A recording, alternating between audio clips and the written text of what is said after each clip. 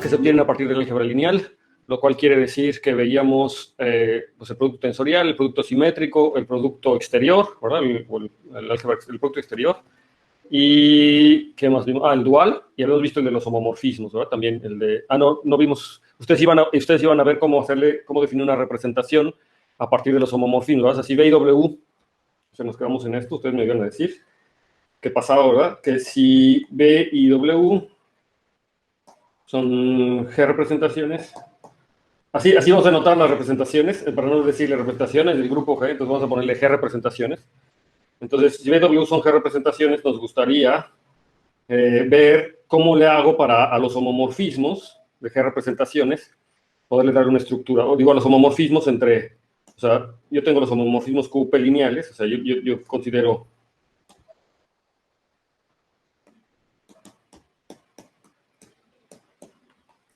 consideramos los homomorfismos QP lineales de BW, o sea, B y W son QL espacios vectoriales, entonces yo puedo fijarme en los homomorfismos QL lineales de BW y me gustaría darle a esta cosa una acción de G, ¿no? O sea, decirle que la acción de G. Ustedes habían visto, ¿verdad? Un caso particular de este ya era un caso particular se obtiene cuando se obtiene al considerar, ¿verdad? El espacio dual, ¿verdad? El espacio dual de B. Y el espacio dual de B simplemente son los homomorfismos, QL lineales, o sea, las transformaciones lineales, pero que van del espacio vectorial al campo. Entonces, en este caso, el campo pues también es un espacio vectorial, es el caso particular en el que W sea el mismo campo, ¿verdad? En el caso anterior. Y habíamos dicho cómo era la acción. Aquí la acción de G estaba dada porque yo me tomaba un elemento G en G y me tomo a un elemento, vamos a llamarlo B, digo phi, un elemento phi en los homomorfismos, o sea, en el espacio dual, voy a poner en el espacio dual, y entonces yo la acción, ¿verdad? Ya sea que lo vea como el producto, lo vea tal cual como la acción, digamos, de B al grupo de automorfismos lineales, automorfismos lineales de dual. Ahí llegó. Entonces, a los automorfismos lineales de este B dual, entonces yo les tenía que decir aquí, ¿de quién es B es G? Aquí es G, ¿verdad? Entonces yo les tenía que decir quién para G, pues obviamente va a dar a este rho de G, pero el rho de G es un automorfismo colineal, o sea, es una transformación lineal, y entonces para decirles quién es este objeto, ¿verdad? Entonces yo les tendría que decir quién es rho de G evaluado en un elemento B, con B en B, y entonces esto, por definición, era lo que hacíamos como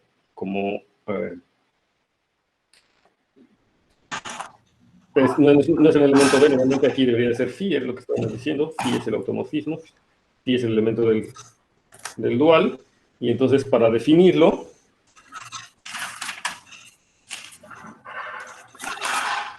no, phi son los automorfismos de B dual, y entonces rho de G es un automorfismo del dual, y entonces lo tengo que evaluar en el dual, ¿verdad? Para decirle quién es en este dual, y para verlo quién es aquí, pues lo que necesito es decir cómo se evalúa esto en un elemento B, ¿verdad? O sea, esto es lo que usualmente se denota simplemente por G, digamos, la aplicación G a phi, que es un automorfismo, y entonces este cuate tengo que decir quién es G.phi en un vector B, porque tiene que ser un elemento en el dual, y esto lo habíamos dicho que era simplemente aplicarle phi, pero a la acción, al inverso de G en B, ¿no? O sea, era phi aplicarle G a la menos 1 de B. Aquí un ejercicio interesante es en términos de matrices, ¿verdad? O sea, no sé si se los pregunté la vez pasada, pero se los puedo preguntar ahora, y la pregunta sería que me digan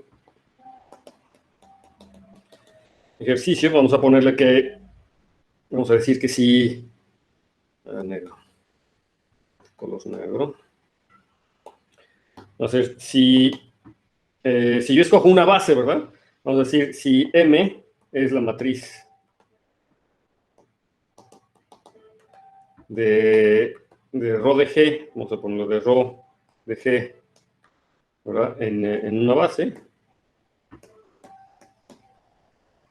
alfa, vamos a decir, tomando una base alfa de B. Entonces la pregunta es, ¿quién es la matriz? Sí, no se llama rho de G. Déjenme quitarle el rho para que no haya problemas. Digamos, la matriz de G, y le voy a poner de G punto, o sea, se entiende quién es G punto, ¿verdad? En la base alfa en B. O sea, G punto me determina una transformación lineal de B en B, ¿verdad? Es un automorfismo lineal de B en B. Entonces, G, como tal, tiene una matriz, ¿verdad? Para no estar llamarlo rho y eso, ¿no? Porque tengo el rho del original y el rho dual. Entonces, para no llamarle así, entonces, la matriz de G en una base alfa de B. Entonces, ahora, si tomo la base dual, yo podría ahora considerar la base dual.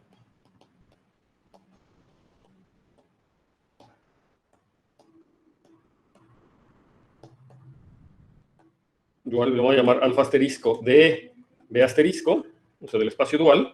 Entonces, la pregunta aquí es, ¿quién es la matriz de G punto? Otra vez, o sea, de la acción de G punto, pero en B dual, ¿verdad? O sea, la acción de G, me tomo un elemento G, me fijo quién es su matriz en la acción de B normal, y ahora me fijo en la representación dual, y entonces esa G actúa en la representación dual como acabamos de describir, y la pregunta es quién es la matriz. Entonces, es decir, ¿quién es la matriz de esta operación en términos de la matriz M? ¿Verdad? O sea, me tienen que dar en términos de la matriz M, ¿quién será? Es un ejercicio de álgebra lineal realmente muy sencillo, ¿no? Posiblemente ya hasta lo estén adivinando, ya lo saben. Pero es importante que lo consideren, ¿no? ¿Quién es la matriz? Bien. Bueno, y esta pregunta realmente valdría más la pena considerarla en el caso más general de los homomorfismos, no tanto en el caso de los duales. Pero bueno, en fin. Así lo vamos a hacer por lo pronto. Entonces, ahora la pregunta que yo les hacía era cómo le doy esta estructura, ¿verdad? O sea, me gustaría a mí darle una estructura ahora a los homomorfismos. ¿Sí lo ven? Acá. Eso es. Yo quiero dar una estructura a este espacio, a todos los homomorfismos, no al dual. O sea, el caso dual es un caso particular, pero quiero darle una estructura de G módulo, o de G espacio vectorial, o sea, le quiero dar una acción de G a estos homomorfismos. Y entonces la pregunta es, ¿cómo está? Entonces ahora la gran diferencia es que ahora yo tengo la acción de G en el primer espacio vectorial y tengo la acción de G en el segundo espacio vectorial. Digamos, en el caso del dual también lo tengo, nada más que la acción en la segunda entrada es trivial, ¿verdad? O sea, porque es el grupo de Galois de una extensión de K que fija K. Entonces la acción en la segunda entrada es trivial. Y entonces aquí, pues si se fijan a la hora de definir la acción, solamente se ve utilizada, ¿verdad? La acción en el espacio vectorial B, o sea, es el inverso de G actuando en el espacio B, pero no digo nada sobre la acción de K, ¿verdad? O sea, y entre otras cosas, ¿por qué no? Pues porque la acción de G en K es trivial. Pero, en el caso ya más general, cuando tomo B y W, pues debería tomar en cuenta la acción de G en el espacio W, ¿verdad? Y entonces, ¿cómo se les ocurrió definir la acción en este espacio vectorial?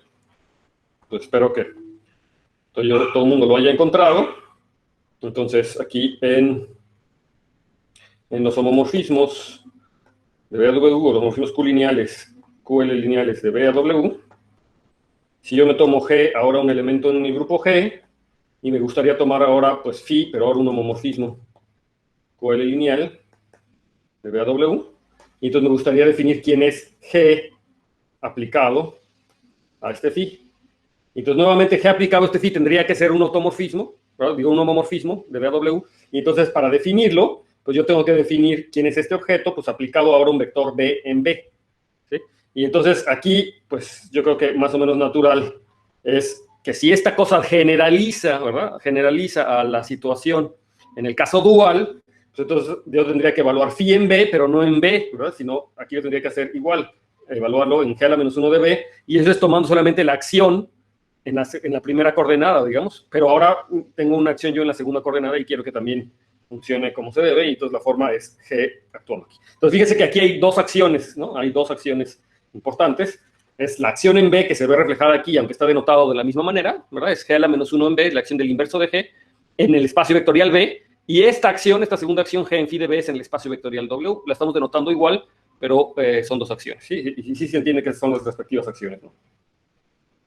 Entonces, bueno, esto tenían que haberlo deducido o investigado y ver que en efecto les da una acción y que nuevamente es una acción continua, ¿verdad? Si B y W son espacios vectoriales continuos, entonces esta acción también debería ser una acción continua, ¿ok? Ok, bueno, hasta aquí, y luego ya habíamos visto un montón de ejemplos. Les había dicho que luego tratamos de calcular quiénes eran los invariantes bajo esta acción, ¿no? O sea, una vez que ya tengo que es una representación, entonces me tengo que fijar en los invariantes, ¿no? Entonces, la otra pregunta que les había hecho era que me dijeran, ya que tengo definida quién es esta acción, si me fijo en los homomorfismos de QL lineales de BW, y ya tiene su acción, entonces me fijo ahora en los invariantes, ¿verdad? ¿Recuerdan quién es este G? Son el conjunto de todas las transformaciones lineales que quedan fijas bajo la acción de G, ¿verdad? O sea, que no les hace nada. Entonces, ¿quiénes son? ¿No? Entonces, este es el conjunto de las transformaciones lineales en los homomorfismos Q-lineales de BW, Q-lineales, de tal manera que cuando G actúa en este phi, pues vuelvo a llegar a phi, ¿verdad? Y entonces, si yo quiero investigar esto, me quedaría que son el conjunto de las phis en donde tienen que estar, ¿verdad? De tal manera que sea phi, esto quiere decir que si yo lo evalúo en cualquier vector B me sigue dando lo mismo, y esto quiere decir que G por phi de G a la menos 1 de B, que así es como actúa phi, digo G en phi, esto tendría que ser exactamente lo mismo que phi de B, ¿verdad? Sí, G actuando aquí. Y entonces ahora si yo multiplico por el inverso, digamos, de G, ¿verdad? Si aplico, y como esto es una acción, entonces esto me quedaría que es igual al conjunto de las phis, en donde tienen que estar, de tal manera que phi por G a la menos 1 de B, pues es igual a G a la menos 1 de phi de B. Y esto debería ser para todo, no lo puse aquí, pero todo esto es para todo G, ¿verdad? Todo aquí debería ser para todo G, ¿verdad?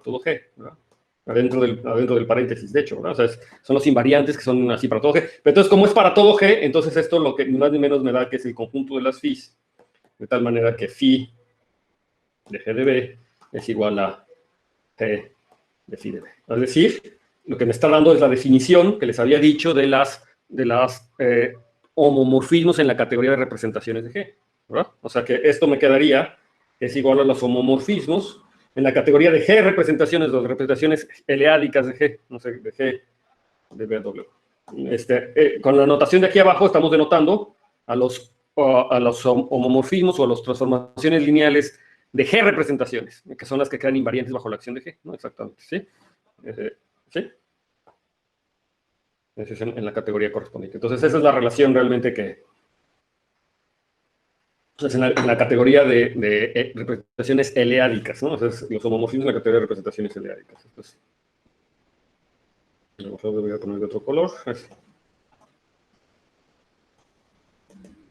Homomorfismos en la categoría de representaciones.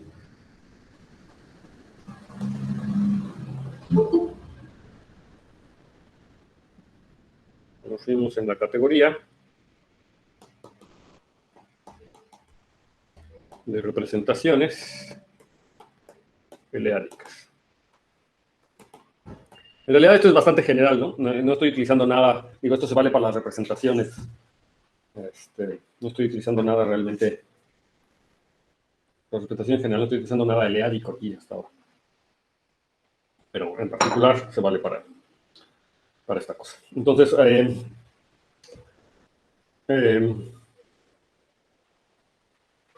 nosotros queremos entender estas representaciones, ¿no? O sea, queremos entender esta estructura de representaciones. De hecho, déjenme denotarlo de una vez.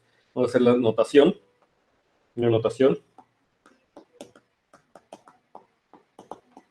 Entonces, denotamos por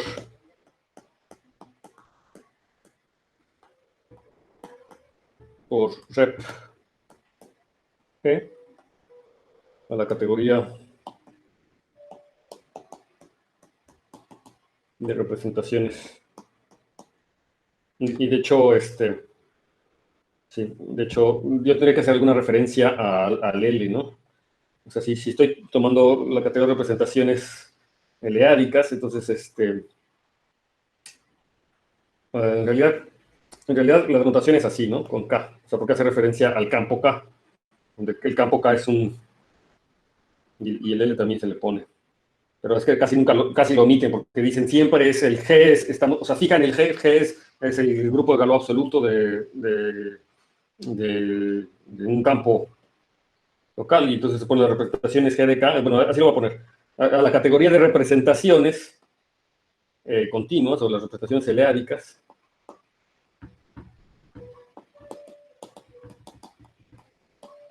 del grupo G, y el grupo G es el grupo de Galois Entonces, el grupo de Galois absoluto de K, que se denota así, que es el grupo de Galois de la cerradura separable de K sobre K. ¿Sí? Y entonces, por eso es que le ponen este tipo. Y entonces, aquí no se ve claro quién es el L. Si yo quisiera ver, a lo mejor valdría la pena que yo le haga referencia al L, porque yo lo que las representaciones, ¿quiénes son? Pues son QL espacios vectoriales, ¿verdad? Y de hecho podrían ser K espacios vectoriales. Pero, digamos, yo podría tomarme QL espacios vectoriales, ¿sí? Y con una acción continua del grupo de Galois absoluto de K, ¿sí? Entonces, eso es lo que estoy tomando, con la acción continua del grupo absoluto de K. Entonces, el L, aunque muchas veces lo que pasa es que fijan ese elemento L y ya no lo denotan, ya se lo saltan, pero para ser justo, yo debería de ponerle que son representaciones eleádicas en algún lado, entonces la categoría debería de quedar representada. Entonces ya dije quiénes son los objetos. Los objetos son justamente los QL espacios vectoriales, ¿sí? Con una acción continua del grupo de Galois de K, el grupo de Galois absoluto, o sea, el grupo de Galois G. Y además,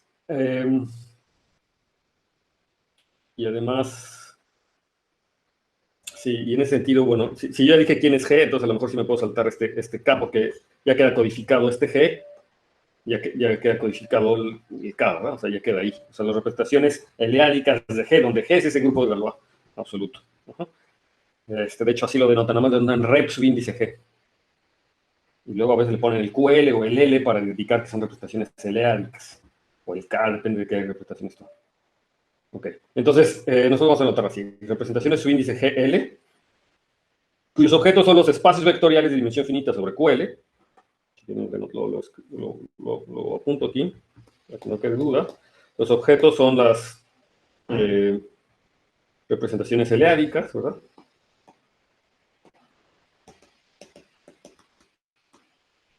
De G, que ya saben que son espacios vectoriales, QL espacio vectorial de dimensión finita, y los morfismos pues serían pues, las funciones phi que están en los homomorfismos QL lineales, digamos de dos representaciones, pero que quedan invariantes bajo la acción de G con esa notación, ¿no? Digamos que son con lo que acabamos de ver, ¿no? Con la notación que acabamos de ver. O sea, que son los invariantes, los homomorfismos QL lineales de BW, que es lo mismo, que esto se denota por los homomorfismos, o los homomorfismos, son los homomorfismos G lineales, o los homomorfismos en esta categoría de BW, donde BW son representaciones. Entonces, esto forma una categoría y lo que queremos entender en cierto sentido es entender esta categoría, ¿verdad? Es cómo son los objetos, si hay objetos importantes, si hay objetos remarcables, y como siempre en las teoría de representaciones, pues a uno le interesan las representaciones irreducibles y las simples y las semisimples, ¿no? Entonces, nada más para tenerlo presente, aunque nosotros no nos vamos a centrar mucho en esto de la descomposición en simples y semisimples, pero es importante que tengamos esta noción en mente. Entonces, definición, recordemos que una representación de G es simple o irreducible. También se llama irreducible. Si sus únicas subrepresentaciones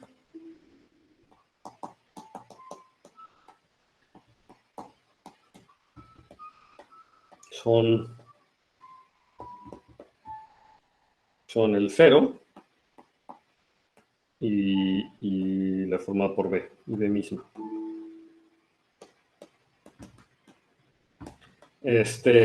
Aquí déjenme ponerle una nota para que quede claro que es una subrepresentación, ¿verdad?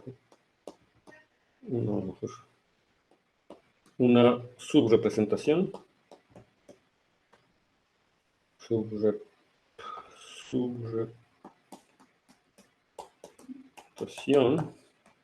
Una subrepresentación de una representación de G.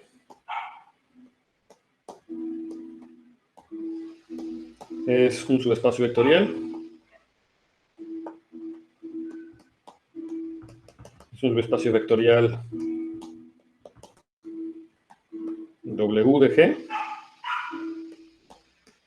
Digo W de B. Tal que es G invariante. Tal que es invariante bajo la acción de G.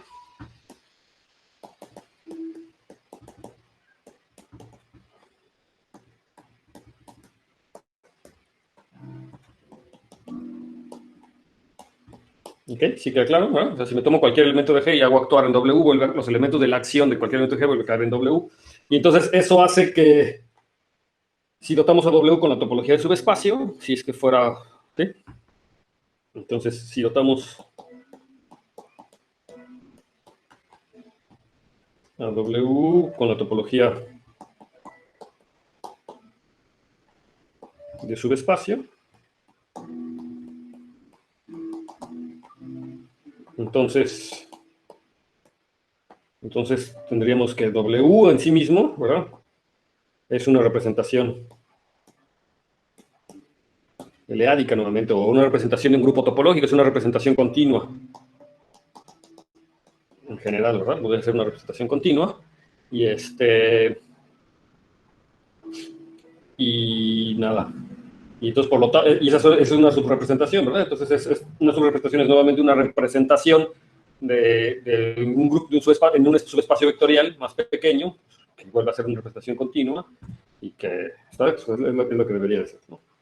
Entonces, es una subrepresentación. Entonces, regresando a la definición anterior, entonces una representación de B es simple o irreducible si sus únicas subrepresentaciones son la trivial y el mismo, ¿verdad? O sea, quiere decir que estas subrepresentaciones irreducibles son como los primos, ¿verdad? Sería como los primos en una representación. Ahora, resulta que cuando yo me tomo un espacio vectorial, en general no es verdad que este espacio vectorial siempre se puede expresar como una unión o como una suma directa de sus representaciones. Eso es lo que nos gustaría, ¿verdad? O sea, dada una representación, me gustaría ver si se puede expresar como una suma directa de sus representaciones simples. En general, con todo general, no es cierto. Si yo me tomo un grupo arbitrario y un espacio vectorial cualquiera, se puede expresar como una suma directa de cosas simples. Pero en el caso en que sí se puede, es un caso importante, y eso se llaman las representaciones semisimples. Entonces, una representación es semisimple, entonces sería la otra definición. Entonces, una representación de G es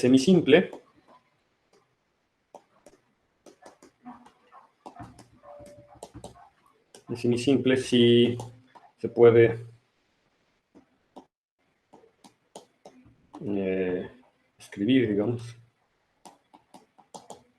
como suma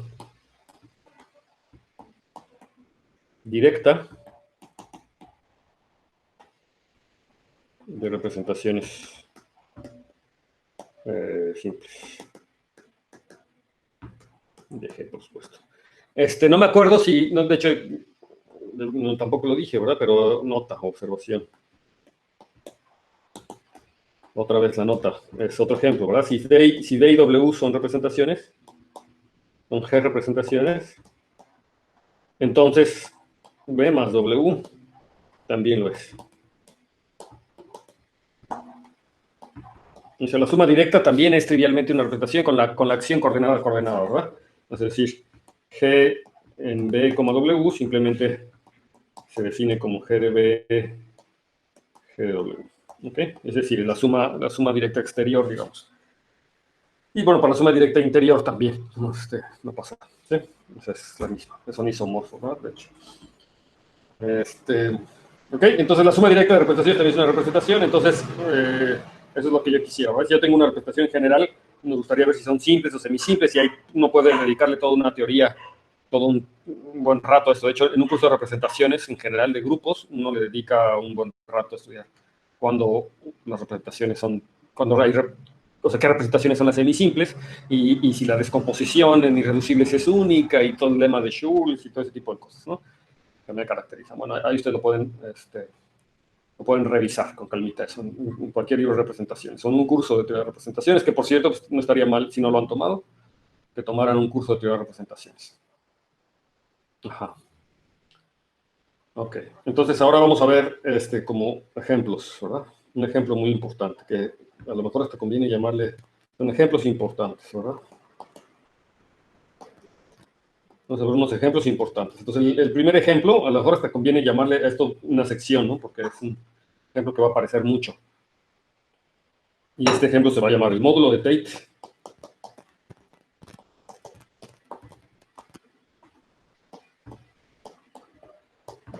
Ok, ¿Ok? No se llama el módulo de Tate. Entonces, primero vamos a construir el módulo de Tate de un caso particular, que es el grupo multiplicativo. Entonces, y el módulo de Tate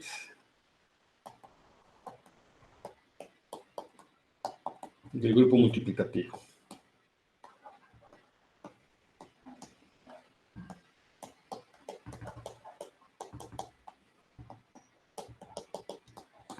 Entonces, el grupo multiplicativo es el que se denota por Gm con una G garigoleada. El grupo multiplicativo. Entonces, primero, o sea, Gm es una variedad algebraica.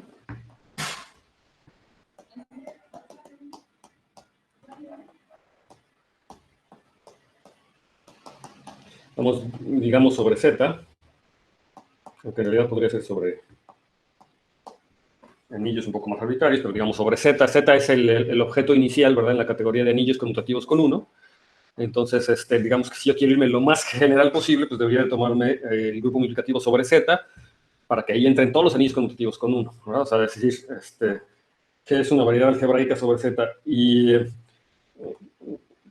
lo que quiero decir con eso, bueno, es que cumple con las características de variedad algebraica, ustedes ya saben qué es eso, pero de hecho, o sea, yo lo podría describir, es un esquema fin, y yo podría decir quién es exactamente G, lo voy a poner así, o sea, G, aunque Gm, por definición, ¿verdad?, sería el espectro de los enteros en la variable t y en la variable t a la menos 1.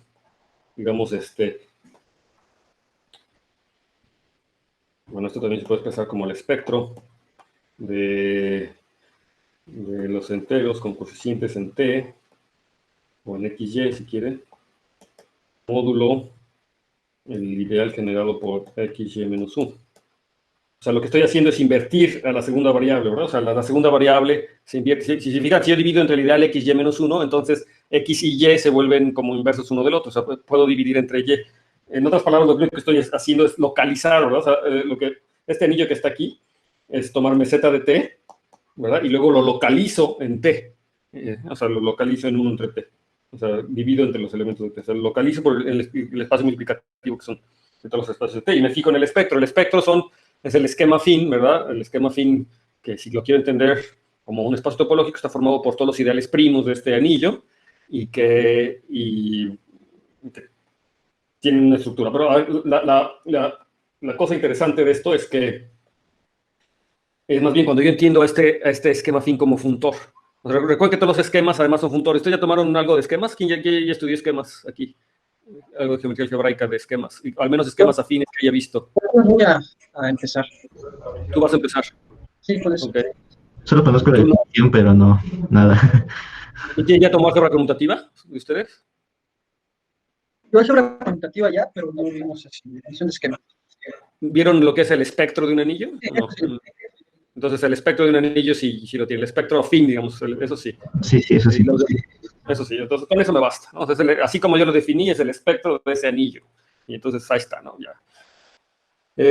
Lo interesante es que cuando yo tengo esquemas o esquemas afines o espectros de ese anillo, de hecho el espectro forma una cosa que se llama un funtor de puntos. De hecho es un funtor, los esquemas son funtores, se llaman funtores de puntos en particular, se puede entender. No todo funtor de puntos es un esquema, pero los esquemas son funtores de puntos. Y eso quiere decir que me dicen, los esquemas cuando yo lo evalúo en ciertos anillos, lo que me regresan es una variedad algebraica en el sentido clásico, es decir, en particular estos esquemas afines tienen esa propiedad, es decir, que cuando lo evalúo en ciertos anillos me regresa el conjunto de ceros de una familia de polinomios y el conjunto de ceros en un lugar específico. Por ejemplo, aquí lo que cumple este grupo multiplicativo es que si yo me agarro el grupo multiplicativo y lo evalúo en un campo, o sea, esto es lo que me está regresando, es el grupo multiplicativo del campo. Y de hecho esto funciona para cualquier, no solamente campo, sino para cualquier K. Para cualquier anillo conmutativo con 1.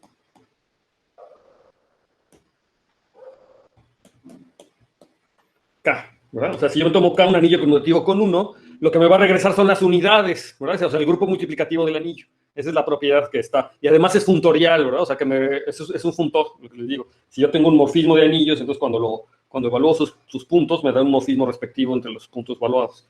Y si yo me tomo K un campo, por ejemplo, si K es igual a los reales, vamos a ver si K es igual a los reales, entonces el grupo multiplicativo de los reales, pues me regresa, por ejemplo, los elementos distintos de 0 de los reales, ¿verdad? Y entonces ustedes me dirán, pero eso, ¿cómo es que es una variedad algebraica? Si en el curso de geometría algebraica, de hecho en particular, ¿verdad?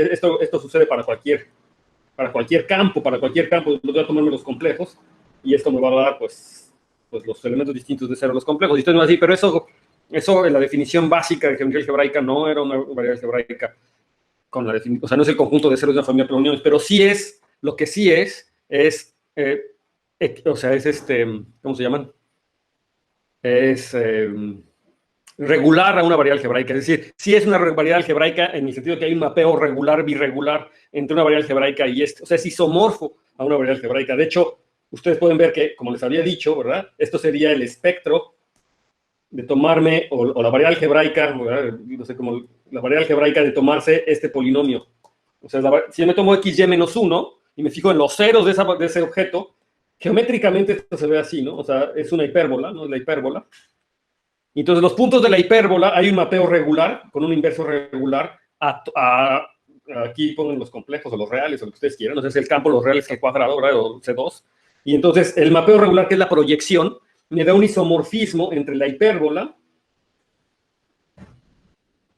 La hipérbola es isomorfa, algebraicamente, o sea, es birregular al campo, al campo de las unidades. ¿Y cuál es el isomorfismo? Pues simplemente es la proyección, ¿verdad? O sea, si yo me tomo el conjunto de puntos x, y, de tal manera que x por y menos 1 es igual a 0, o sea, que son los puntos de la hipérbola, esto yo lo puedo mandar al campo asterisco, simplemente con la proyección, o sea, x, y, lo mando a la coordenada x. Entonces, este mapeo es un mapeo regular, y el inverso también es regular, ¿no? O sea, ¿cómo sería aquí t? Si yo me tomo t, un elemento en el campo, ¿a quién lo mando? Pues lo mando a t, 1 entre t, ¿verdad? Y este mapeo, claramente, es birregular racional, ¿verdad? Es racional. Esto me da un isomorfismo algebraico entre estos dos objetos, y de hecho la definición más general de una variedad algebraica es esa. Una variedad algebraica es un espacio topológico que es isomorfo, o sea, una variedad algebraica es un espacio topológico que localmente es isomorfo a una variedad de estas, a los conjuntos de ceros de una familia de polinomios, donde el isomorfismo es un isomorfismo de este tipo, un isomorfismo algebraico, dados por funciones racionales, digamos, ¿sí? Y eso es lo que es la definición más general de una variedad algebraica. De hecho, hay una todavía más general que es en términos de esquemas, ¿no? Una variedad algebraica en realidad es un esquema de tipo finito, etcétera, con un montón de propiedades que localmente es el espectro de un esquema fin. Y el esquema fin, los esquemas afines, pues son isomorfos, ¿verdad? Es decir, yo podría definir el esquema fin así como lo hice aquí atrás, definirlo como el espectro de z de t, t a la menos 1, ese es un anillo, me fijo en el espectro y ese es un esquema, y los puntos racionales de ese esquema, o sea, como cuando lo piso como funtor, pues me regresa exactamente a los puntos invertibles, ¿verdad? Y esto funciona en general para básicamente cualquier anillo, es decir, si yo me tomo el grupo multiplicativo de z, entonces esto lo que me regresa son las unidades de z, ¿verdad? O sea, me da el 1 y el menos 1. Y eso para cualquier anillo que yo lo haga, lo que me regresa son las unidades. Entonces yo puedo pensar en el grupo multiplicativo como este objeto algebraico es una variedad algebraica, y lo que me regresa como funtor cuando yo lo evalúo en un anillo particular es que me regresa las unidades de ese anillo. Siempre los anillos en los que los puedo evaluar van a ser Z álgebras, pero eso siempre pasa cuando yo tengo anillos en la categoría de anillos conmutativos con 1, el objeto inicial son los enteros. Entonces siempre tengo un morfismo de los enteros a cualquier anillo en esa categoría, y entonces cualquier anillo es una Z álgebra, ¿verdad? En general. Entonces, es eso. Entonces, lo puedo pensar así. El grupo multiplicativo simplemente es tomarme las unidades, y tiene una estructura de variedad algebraica, nada así como se los dije, ¿no? Por esta variedad, digamos, en el sentido clásico. Bien. Y entonces lo que queremos es entender quién es el grupo de Tate de este objeto. Y entonces para eso primero vamos a definir lo que es el retículo de Tate. Entonces, lo que vamos a hacer es denotar, o sea, como ya lo habíamos hecho varias veces, mu ln, digamos, pues de K. En realidad lo puedo hacer para... A ver, aquí la pregunta es que qué tan general lo hago para que no sea tan arbitrario. O sea, vamos a tomarlo si sea K un campo cualquiera, por lo pronto. Entonces sea K un campo.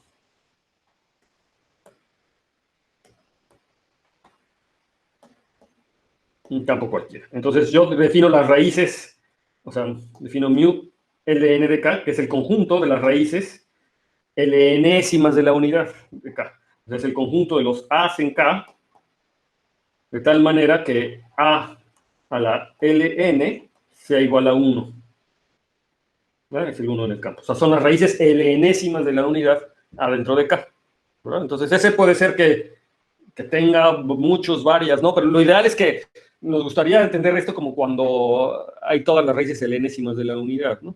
Entonces, por ejemplo, cuando K es un campo algebraicamente cerrado, ¿no? Nos gustaría, y a lo mejor cuando K es algebraicamente cerrado, también es muy grande posiblemente, ¿no? Entonces, realmente que el tamaño ideal sería irnos a la cerradura separable de este campo, ¿no? O sea, aquí lo que hay que notar es que este mu ln de K está formado por las raíces del polinomio, digamos, del polinomio lo voy a anotar f de x, por llamarlo de alguna forma, ¿verdad? F de x igual a x a la L a la N menos 1, ¿verdad? ¿Sí? Yo podría, son las raíces de este polinomio, entonces simplemente, digamos, es como el campo de descomposición de este polinomio. Sí, es decir, si yo check en todas las raíces, realmente debería tomarme como el campo de descomposición de este polinomio para que estén todas las raíces de aquí. Pero ahora la pregunta es que, más bien lo que quiero notar es que el polinomio f de x es separable. ¿Sí qué? Pues, pero no sé si la característica de K Sí. y L sean coprimos o algo así. Exactamente. Sí, la característica de K es distinta de L, ¿verdad? En este caso, como la característica es un número primo, entonces bastaría decir que la característica sea distinta de L, ¿verdad? Si la característica K es distinta de L, entonces este polinomio es separable, tiene todas las raíces distintas. ¿Todo el mundo ve por qué? Sí, ¿no? O sea, es un ejercicio típico de teoría de Galois, ¿no? Es separable. Y eso quiere decir que tiene todas sus raíces distintas, ¿no? Pero ¿qué pasa si no? ¿No? ¿Qué pasa aquí si la característica, a ver, ¿quién me dice? ¿Qué pasa si la característica, y sí debería decirse char, no sé cómo ponerlo en español, si la característica de K es igual a L, en este caso, ¿qué es lo que está pasando? Pues no sé si contestar Pues sí, contesta. Pues, sí, si no, en ese caso es una extensión puramente inseparable, ¿eh? ¿Y qué sería f de x? Déjeme ver. ¿O cómo se factorizaría f de x en una extensión, en el campo de descomposición, la cerradura algebraica? Como un polinomio de x a la L, ¿no? Exacto. Entonces factorizaría como x menos 1 a la ln. Porque como es de característica L, y el 1 es igual a 1 a la ln, entonces es una potencia de ln, y como es de característica L, entonces se vale sacar exponentes. Esto se factoriza como este polinomio en la cerradura algebraica, ¿verdad? En la cerradura algebraica, digamos. ¿Sí? Se factoriza como este polinomio en la cerradura algebraica, y es decir, solamente tendría una única raíz, ¿de acuerdo? Solamente tendría una única raíz. A ver, entonces eso me quiere decir que vamos a fijarnos en el... Entonces, ¿qué pasa si yo me fijo en el grupo de las raíces lnésimas de la unidad, pero en la cerradura separable? ¿Sí? O sea, KS es la cerradura separable de K. Entonces, lo que acabamos de ver básicamente es que esta cosa, pues, y más que igual déjeme ponerle isomorfo, ¿a quién va a ser isomorfo? En el caso de que la característica de K sea distinto de L, y ¿a quién va a ser isomorfo en el caso de que la característica de K sea igual a L? Entonces, ¿quién me dice? En el caso de que la característica K sea distinto de L, eso quiere decir, bueno, la cerradura separable están todas las raíces, ¿verdad? O sea, justamente la cerradura separable es el subconjunto, digamos, de la cerradura algebraica con la que yo fijo una cerradura algebraica. Es decir, aquí estamos suponiendo que yo fijé una cerradura algebraica y que la cerradura separable vive adentro de esa cerradura algebraica, ¿no? O sea, me tomo una cerradura separable. Y entonces la cerradura separable es el conjunto de todos los elementos algebraicos, que además son separables, ¿verdad? De todos los elementos separables. Entonces, como este polinomio en este caso sería separable, quiere decir que todas las raíces de este polinomio viven adentro de la cerradura separable. Entonces y que además todos son distintos. ¿Cuántos elementos tiene, en este caso, las raíces lnésimas de la unidad? Pues, L a la N. A lo más L a la N, ¿no? Y como son separables y es un polinomio de grado L a la N, entonces tiene exactamente L a la L a la N. N. ¿No? Sí, exactamente tiene L a la N raíces. Y es un subgrupo finito, ¿verdad? Porque es un grupo, las raíces L enésimas de la unidad es un grupo, es un subgrupo finito, por lo tanto, de un campo. ¿Cómo tiene que ser? Son las raíces L enésimas de la unidad. ¿Cómo es ese grupo? ¿Cíclico? ¿Abeliano? Exacto. O sea, ¿es abeliano? Sí. ¿Es cíclico? Sí, también es cíclico. De hecho, cualquier Es el campo. grupo finito de un campo es un grupo cíclico. Entonces, es un grupo cíclico de L a la N elementos. ¿Quién es? ¿O es isomorfo a quién? Los ciclotómicos, ¿no? ¿Y ese grupo quién es? F sub L a la N, ¿no? El campo. Ajá. Es un grupo, ¿no? Es el grupo cíclico de orden L a la N, ¿no? Entonces, isomorfo a Z módulo L a la N Z. Y en el caso de la característica L, ¿quién es? Trivial, ¿no? Pues el 1, es lo que vimos, ¿verdad? Solamente había ese polinomio que tiene una raíz, y entonces es el 1. ¿Sí? ¿Sí? ¿Les queda claro? Entonces tenemos esta situación. El grupo de las raíces L-enésimas de la unidad, de K a la S, en la segunda separable es Z módulo L a N Z, si la característica de K es de L, pero cuando la característica es L, entonces se vuelve trivial. ¿Sí? Entonces, pues como no nos gusta trabajar con cosas triviales, entonces lo mejor es que asumamos que la característica de K no es L, por lo pronto. Por lo pronto, ¿no? Tratar de definir. ¿Hay algo que no te convence, Daniel? Perdón, solo es que está fallando mucho, entonces estoy escuchando muy cortado. No sé si ustedes me escuchan bien. Estás escuchando. ¿Los demás me escuchan bien o también me escuchan cortado? No, yo sí bien. Que Bien, es ok. mi internet, sí. Sí. Es tu internet, sí, ok. Sí, bueno, pues ni modo. Ok, entonces, bien. Esta es una observación muy importante, ¿verdad? Entonces, lo que vamos a hacer es asumir por lo pronto que la característica es distinto de L para tener todas las cosas. Aunque está bien que vayamos pensando qué es lo que pasa en todo el tiempo si yo tengo la característica. Entonces, ahora, nada más a ver, ¿quién me dice rápidamente? ¿Quién me dice cómo es el isomorfismo? Entonces, vamos a decir, si la característica de K es distinto de L, ¿cómo sería el isomorfismo? ¿O cómo está dado el isomorfismo? ¿Quién me da un isomorfismo entre ln de mezcladura separable? ¿Quién me da el isomorfismo? ¿O cómo está dado un isomorfismo con z módulo lnz? ¿Cómo sería Algo ese? parecido al del porvenir. O sea, que X vaya a haber generado 1 a la L o algo así, ¿no? Entonces, sí, y lo que quiero que vean es que este isomorfismo no es canónico, es decir, ambos son grupos cíclicos, ¿verdad? Entonces, ¿qué es lo que hay que hacer? Pues tomarse un generador, ¿verdad? Y entonces manda uno generador a generador. ¿Quiénes son los generadores de aquí? Entonces, lo que uno tendría que es tomarse una raíz primitiva, por eso se llama la raíz primitiva. Entonces, aquí, una raíz primitiva, no sé si se acuerdan de esto de su clase de teoría de números o de álgebra superior, ¿verdad? Entonces, una raíz primitiva, una raíz L a la N primitiva, y vamos a llamarlo, ¿cómo lo llamamos? Tau N o epsilon N. Epsilon N de esta cosa, que es un generador. Un generador de este grupo cíclico, justamente, ¿no? No, una raíz primitiva de, aquí no es de L a la N, sino es simplemente de KS, digamos, del campo. Entonces es un generador de este grupo, ¿sí? Que también puede ser del grupo, ¿verdad? O sea, es una raíz primitiva, es un elemento ahí, o de hecho sí puede ser aquí, ¿no? No importa, porque está aquí adentro, pero no importa, ¿ok? Es un generador de ese grupo. Entonces, una vez que yo me tomo ese generador que le llamé epsilon n, el isomorfismo, pues es muy fácil, porque entonces aquí yo me tomo a cualquier entero m, y aquí no tengo que mandar. Pues si ya me fijo en el generador, si aquí son las raíces primitivas, es multiplicativo, ¿verdad? Es un grupo multiplicativo, y entonces lo tendría que agarrar como G a la m. ¿Sí?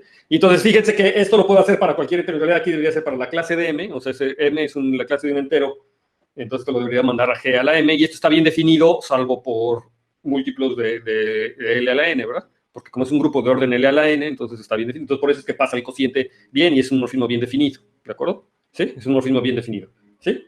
Justamente es porque los órdenes son lo que deben de ser. Es decir, el 1 o el generador, pues va al generador, ¿verdad? ¿Sí? Es lo que estamos diciendo, el generador va al generador. Z módulo LNZ, como grupo cíclico, está generado por el 1, ¿de acuerdo? Es un grupo cíclico aditivo, entonces está generado por el 1, y entonces A más B iría al producto. Z módulo LNZ es aditivo, pero las raíces LNésimas son un grupo multiplicativo. Pero son isomorfos, ¿verdad? Y una vez que yo fijé una raíz primitiva de la unidad, una raíz PLésima primitiva de la unidad, entonces, primitiva de la unidad, ¿no? Si quieren. De 1. Entonces ya tengo este isomorfismo, pero este isomorfismo no es canónico, depende de la elección de mi raíz primitiva, ¿no? O sea, es un isomorfismo arbitrario, más o menos. No hay una elección clara de una raíz primitiva. ¿Sí? Es un isomorfismo que no es canónico. Pero bueno, esa sería la situación. Ahora, lo más interesante de todo esto es que yo tengo morfismos compatibles. Entonces, de hecho, la siguiente proposición, o no sé cómo decirlo, otra vez observación, es que, ¿qué pasa si ahora yo me fijo en el conjunto de todas las raíces LNésimas de la unidad de la cerradura separable? Y entonces yo digo que este conjunto forma un sistema proyectivo.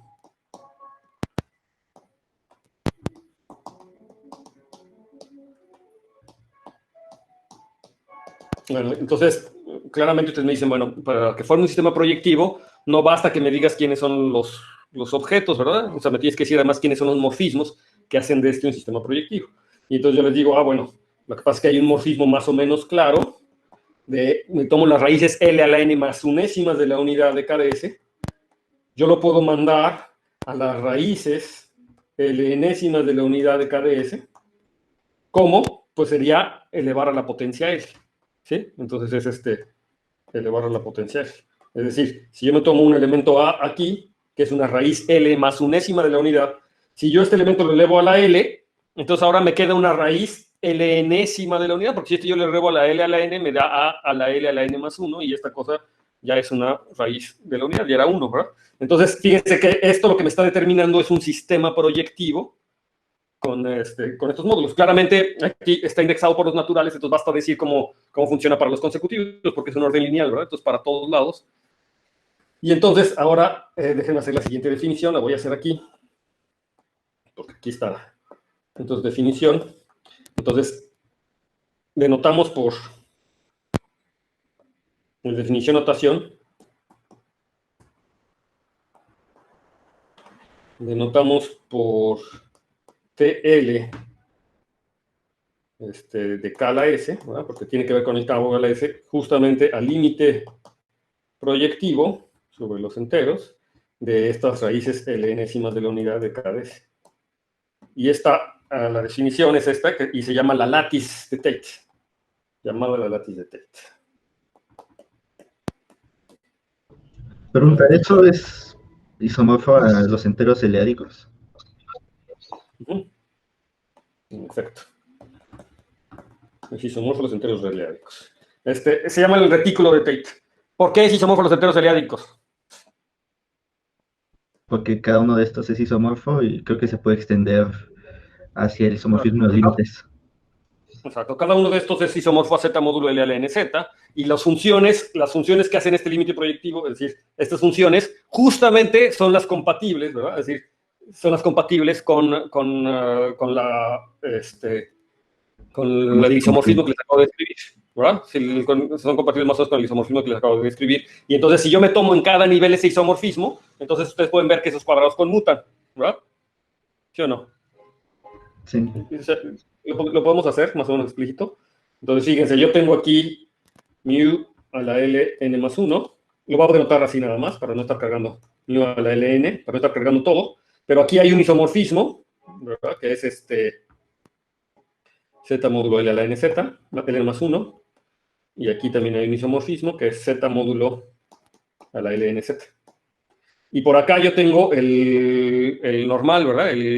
La función. ¿Cuál es el que hace a los enteros eleádicos un sistema compatible? Un sistema proyectivo. ¿Cuál es el morfismo? Bueno, aquí arriba era claro, ¿verdad? O sea, aquí ya Y aquí, abajo, ¿quién es? Pero la reducción módulo, ¿de acuerdo? Es la reducción, o sea,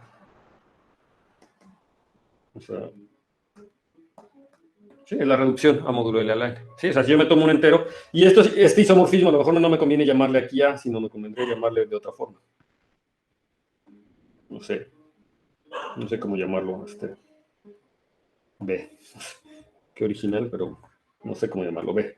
Es B la reducción de B módulo B a la N. Y entonces, este B, ¿a quién va a dar aquí? Si yo ya me fijé, esa es otra cosa, ¿verdad? Yo tendría que poder escoger, aquí tendría que poner un sistema compatible de raíces primitivas de la unidad, pero siempre lo puedo hacer. Epsilon n más 1, epsilon n. Es decir, si yo escojo un sistema compatible de raíces de la unidad, que de hecho es lo que necesito, ¿verdad? Son raíces enésimas de la unidad, entonces hago lo que se corresponde. Entonces yo veo que esta raíz enésima de la unidad va a dar a esta otra bajo el morfismo de allá arriba. ¿Sí? ¿Sí lo ven? O sea, si yo tengo una raíz n más enésima de la unidad, entonces esa elevado a la L se vuelve una raíz enésima de la unidad primitiva. ¿Sí? O sea, si este es un generador de este grupo, al elevarlo a la L se vuelve un generador del grupo de abajo. ¿Sí? Y entonces eso, a lo mejor necesitaré utilizar algo así como lema de Hensel, pero eso me garantiza que para este límite proyectivo yo voy a poder construir una asociación compatible de esos épsilons. Vamos a aceptarlo ahorita, ¿no? O sea, yo voy a poder construir una asociación compatible de raíces de la unidad que se van para arriba, que cuando lo elevo a la L me cae a la otra, ¿no? Ese es un elemento en el límite proyectivo. Y entonces, si ustedes fijan en este isomorfismo, entonces este epsilon n más 1 iría epsilon n más 1 a la B, y cuando lo mando a esto, o sea, este iría, lo voy a poner aquí. Entonces, aquí yo tengo el B, este va a epsilon n más 1 a la B, y luego esta cosa va a epsilon n más 1 a la B a la L, pero esto, pues es epsilon a la n más 1 a la L a la B, ¿verdad?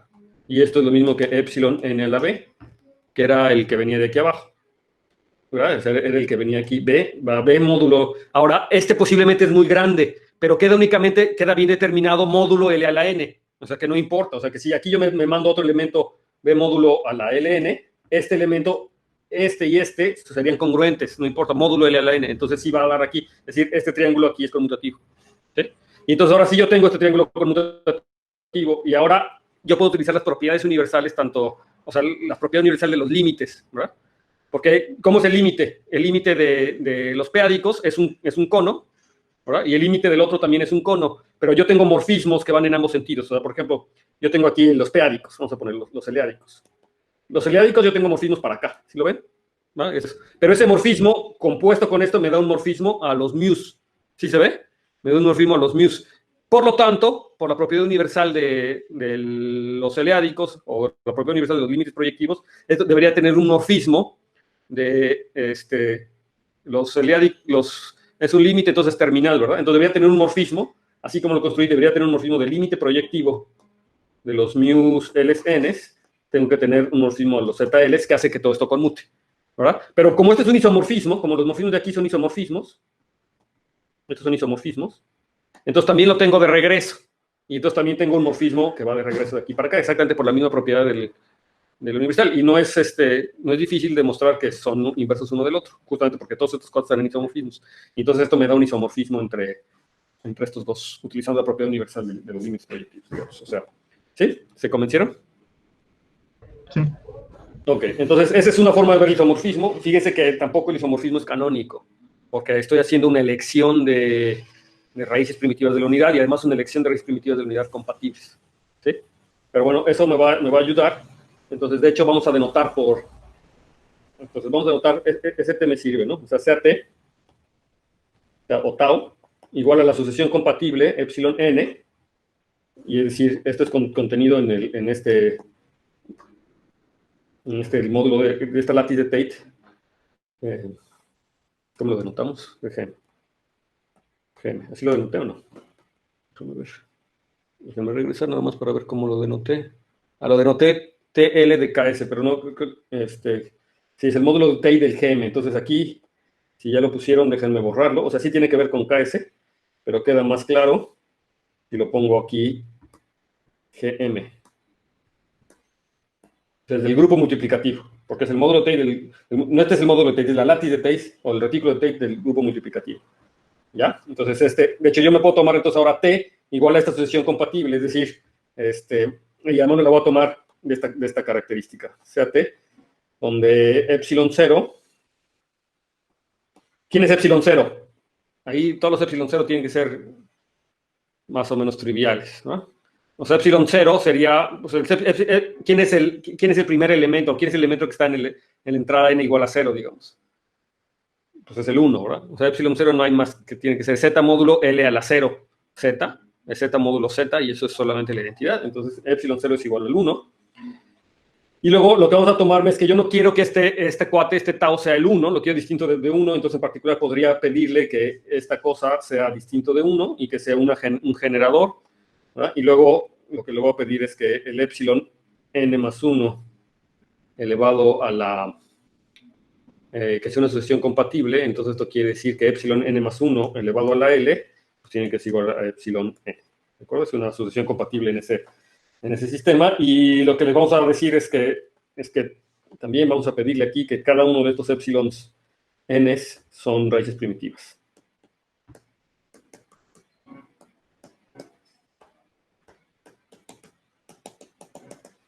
Ok, entonces yo me agarré así como lo que estoy haciendo hace rato. ¿Y por qué lo hago? Bueno, lo que pasa es que si se fijan en el anuncio, digamos, en la proposición anterior, en la observación anterior, les dije que este cuate, o sea, en la definición de la látiz de Tate, les dije que era una látiz, ¿verdad? Les dije que es una látiz. Y entonces, pues hay que ver qué es una látiz. ¿Y qué quiere decir que sea el retículo de Tate? Es decir, lo que vamos a ver es que Z, este cuate es la afirmación, ¿verdad? La afirmación, si quieren, lo voy a poner así. La afirmación es que este módulo de Tate, el grupo multiplicativo, no es un módulo de Tate, perdón, este retículo de Tate es una ZL representación, es lo que quiero. En el sentido del que les habíamos visto hace rato, ¿verdad? Entonces, primero tiene que ser un retículo, eso tiene que ser un ZL módulo libre, y luego de rango 1. Digo, es un ZL módulo libre y luego junto con una acción del grupo de Galois, ¿sí? Entonces es una ZL representación, ¿sí? Entonces, ya casi vemos que es de rango libre, ¿verdad? O sea, como... En efecto. Como cosa es isomorfo a ZL, pues no hay más que no hay más que sea de rango libre. Ya de hecho tiene que ser una látiz, ¿verdad? ¿Cómo le doy la estructura de látiz? ¿No? ¿Cómo le doy una estructura de látiz? Recuerden que el isomorfismo es dado tomándose raíces de la unidad. Entonces, de hecho les puedo decir, es generado como ZL módulo por un solo elemento. ¿Por quién? Pues por el tau que les acabo de construir. ¿Sí? Justamente lo que hicimos para darle isomorfismo hace rato, ¿verdad? Sí, y de hecho, a ver si yo quisiera ser más explícito,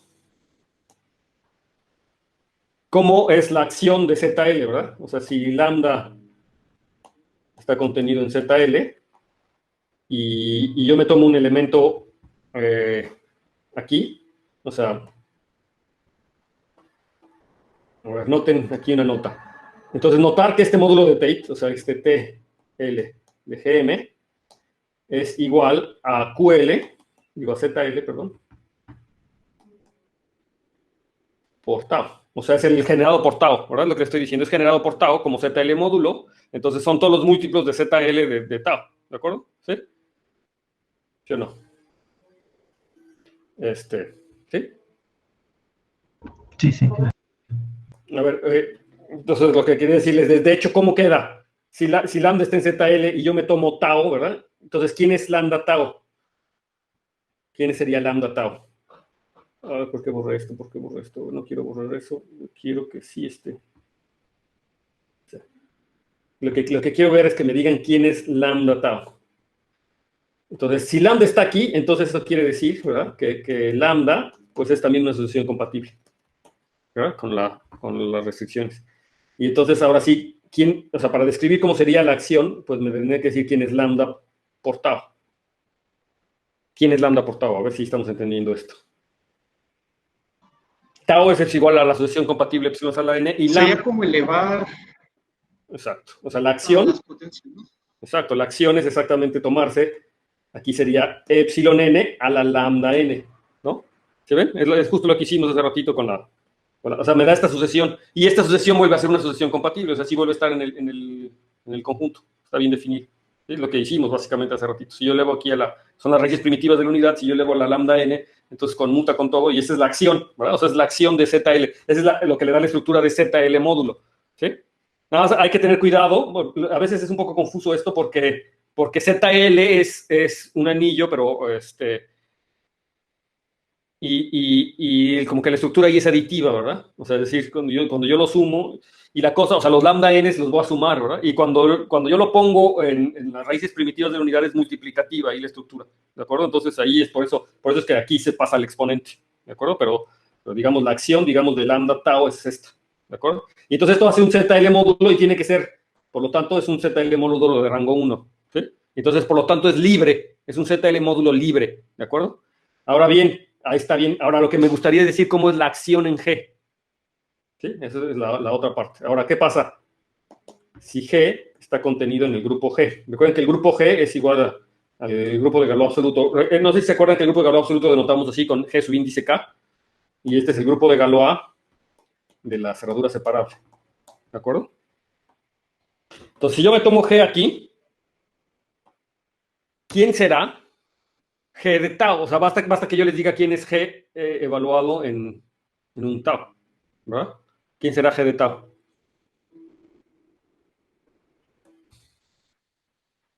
¿Sí?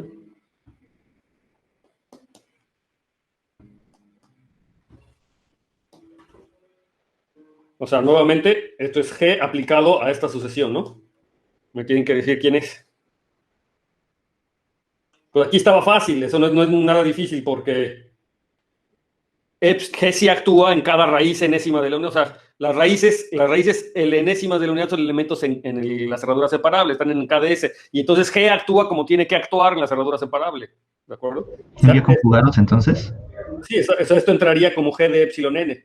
Ahora, el único detalle es que ¿por qué esta cosa es nuevamente una sucesión compatible? O sea, ¿por qué nuevamente está en el límite? ¿Sí? Pero ustedes pueden ver trivialmente que sí está en el límite. ¿Por qué? O sea, que sí es un elemento que está en este... O sea, ¿sí les queda claro que G de epsilon n vuelve a ser una raíz enésima de la unidad? Eso sí, ¿va? Porque simplemente estoy permutando las raíces del polinomio, del mismo polinomio. Entonces no pasa nada, es una raíz enésima de la unidad. Está bien. Ahora, ¿por qué me da una sucesión compatible? Porque permuta las raíces y entonces solo cambia los diagramas, pero sigue siendo conmutativo.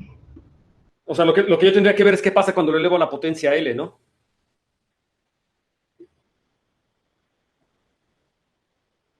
Ajá, y si lo elevo a la potencia L, ¿qué va a pasar? Pues si es la enésima a la n, entonces es a la n-1, ¿no? Bueno, su raíz L a la n-1. ¿Y qué pasa con la G cuando le elevo a la L? Pues queda fija por ser automorfismo, ¿no? A ver. O sea, G es un elemento del grupo, ¿verdad? Entonces, lo que Sí, pasa pero es que... pues es en particular el morfismo de anillos, ¿no? O sea, el de elevar potencia y lo mete, ¿no? A ver, otra vez, a ver, elabora un poco mejor. Sí, o sea, pues si multiplicas, bueno, en general, es un morfismo de campos, entonces mete y saca productos, entonces las potencias también las mete y las sacas, ¿no?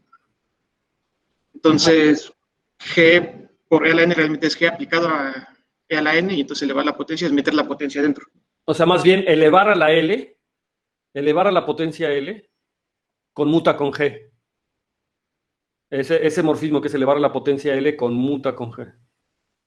Y entonces, en efecto, no le afecta a nada. Entonces, ahora sí, si le aplico a la potencia L a la N más 1, entonces simplemente le saco la G y epsilon a la N a la L más 1 o lo que sea me da el anterior. Entonces sí me da una sucesión compatible nuevamente. ¿De acuerdo? Ok.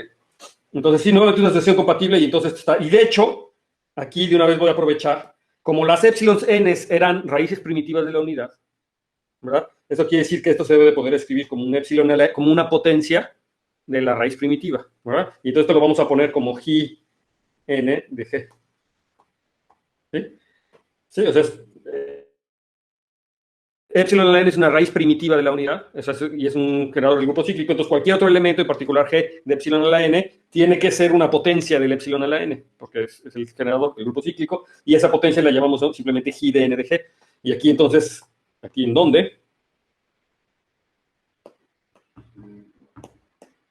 Gi de n, pues es algo que va de G en principio iría los enteros, pero queda determinado únicamente módulo el orden del grupo cíclico, ¿verdad? O sea, como epsilon al n vive en un grupo cíclico y estoy las potencias, entonces queda únicamente determinado módulo el orden del grupo cíclico, ¿verdad? ¿Sí? Entonces, ¿quién es el orden del grupo cíclico? Entonces, ¿a quién va? Pues va a LNZ, ¿sí? ¿Sí les queda claro? Y además, este GN es multiplicativo, o ¿cómo se comporta? Digo que es un homomorfismo, o sea, es un homomorfismo.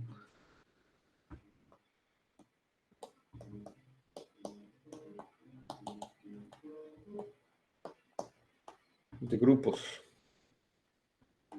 Sí, y si yo le doy la topología discreta, ¿verdad? O como lo hago siempre, de hecho, continuo. ¿Ok? Y entonces este objeto es tan importante que se llama el carácter ciclotómico. Entonces, bueno, de hecho, el carácter ciclotómico es el límite proyectivo de estas cosas. Ahorita lo vamos a ver, pero me determina un carácter ciclotómico. O sea, yo tengo de G a esta cosa, y esta GN son compatibles con los morfismos. Ok, entonces, a ver, nada más para no perderme en lo que le estoy diciendo, la afirmación es que este es TL de Gn es un ZL módulo, y entonces ya vimos quién es la acción, y ahora ya vimos cómo actúa G en esta látiz, en este retículo. G actúa simplemente vía el carácter ciclotómico, o sea, veía estas potencias de G a la N, me da nuevamente un elemento en G, o sea, esta cosa nuevamente es un elemento en TL, ¿verdad? En TL de G. Sí, es un elemento aquí, donde esta cosa es el carácter, o se va a poder ver como el carácter. Entonces, ahora, esto lo denotamos así, ¿no? O sea, yo sé que las GNs me van a dar como un sistema, me forman un sistema proyectivo. O sea, para todo G, GN de G, o el conjunto de las GN de G, es un elemento en ZL. ¿Sí lo ven? Porque es compatible, me da una sucesión compatible por justamente la definición que está. Y entonces, por lo tanto, tenemos un G, que de hecho va de G a ZL. Y de hecho a ZL asterisco, ¿verdad? O sea, porque todos estos elementos son... ¿Sí? ¿Y qué es lo que hace este cuate? Pues G me lo manda G de G, pero G de G es ni más ni menos que esta sucesión compatible, G en G. ¿Sí? Es un elemento que está aquí. Y entonces este objeto es el que se llama el carácter ciclotómico. Entonces G es llamado el carácter ciclotómico.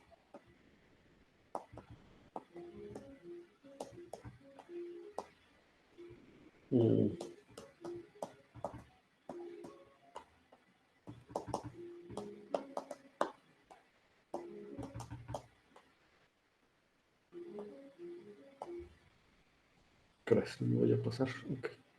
Es el carácter ciclotómico. Y entonces, en términos del carácter ciclotómico, lo que estamos diciendo es que G aplicado a tau vuelve a ser tau, pero al carácter ciclotómico.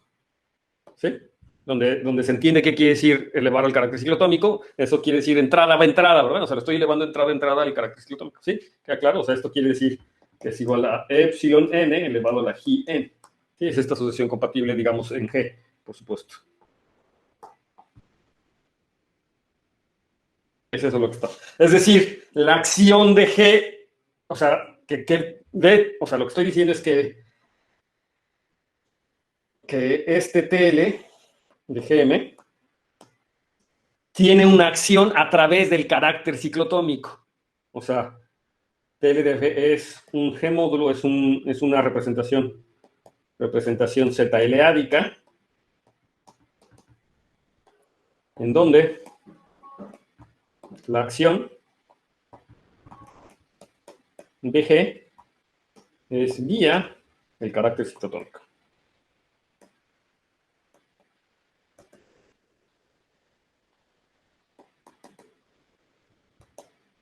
Ok. Bueno, esto es un ejemplo muy importante. Esto ya nomás para terminar. Entonces, por lo que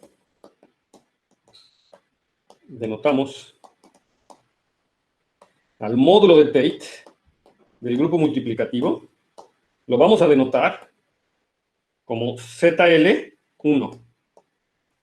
Y el 1 es porque está actuando a través de la primera potencia del carácter multiplicativo. Entonces, es una representación, es un látiz, una ZL representación de rango 1, y esta, por ser tan importante porque actúa a través del carácter ciclotómico, como la primera potencia del carácter ciclotómico, se denota ZL1. Es el primer twist, se llama la torcedura de Tate, de rango 1. O sea, todas las representaciones de Galois las va a poder torcer con este tipo de torceduras de Tate, que lo que me dicen es cómo variar la acción. Entonces aquí estoy variando la acción, es ZL, pero no es la acción de G en ZL, ¿sí ven? O sea, lo que quiero que noten es que este grupo de Tate, esta látiz de Tate, es isomorfo a ZL. Sin embargo, la acción de G no es la misma. No es la misma la acción de G en ZL que la acción de G en estas raíces eleádicas de la unidad.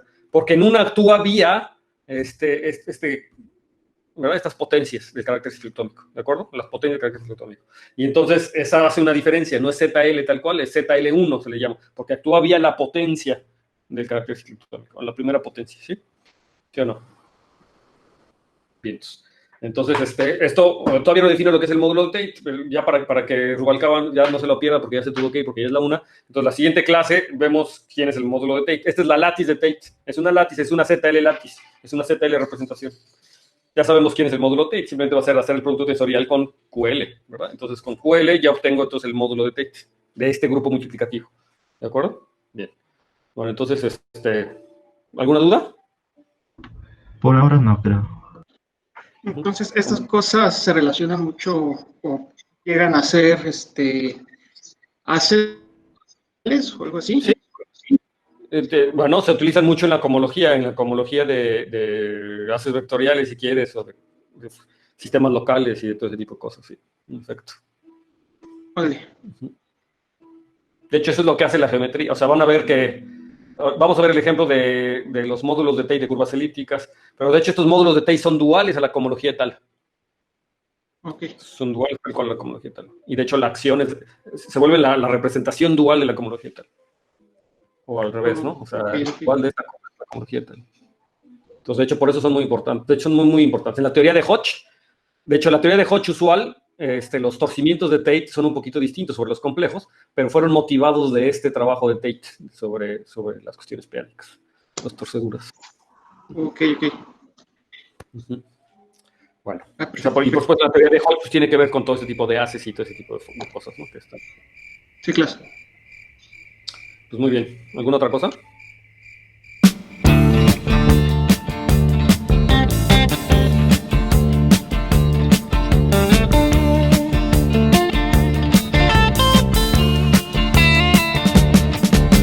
Shiver in the dark, it's raining in the park, but meantime sound of the river, you stop and you hold everything. A band is blowing Dixie, double fall time. You feel alright when you hear the music ring.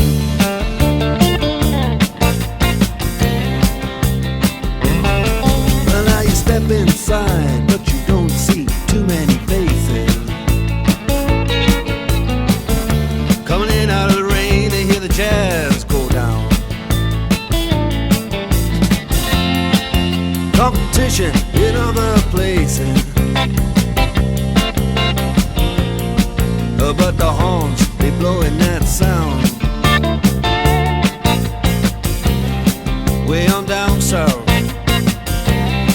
way on down south, London town.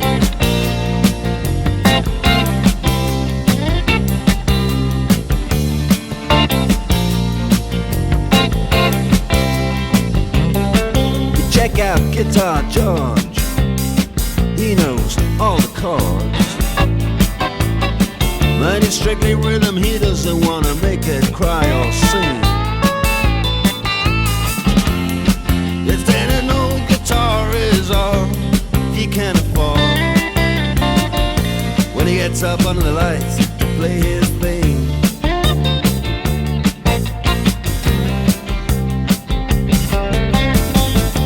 And Harry doesn't mind if he doesn't make the scene.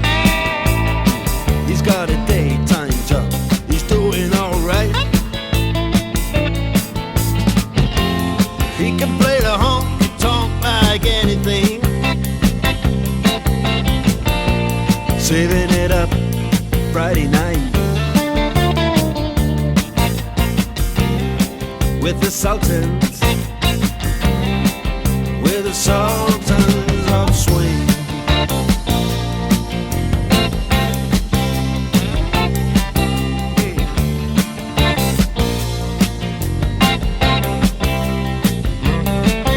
And a crowd of young boys, they're fooling around in the corner, drunk and dressed in their best brown baggies in their platform soles. They don't give a damn about any trumpet playing band. It ain't what they call rock and roll. And the Sultans, yeah, the Sultans that play Creole. Creole.